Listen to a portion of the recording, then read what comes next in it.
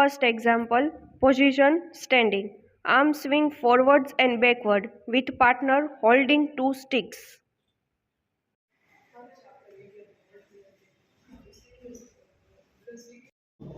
પેશન્ટે પાછળ ઊભેલા થેરાપિસ્ટની મદદથી બંને હાથમાં એક એક સ્ટીક પકડવાની છે.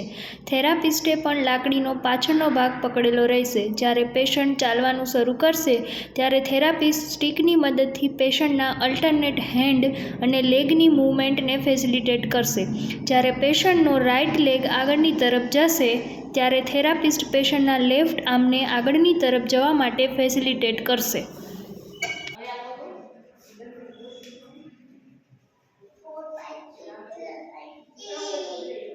Second example, bounce and catch or throw and catch a ball.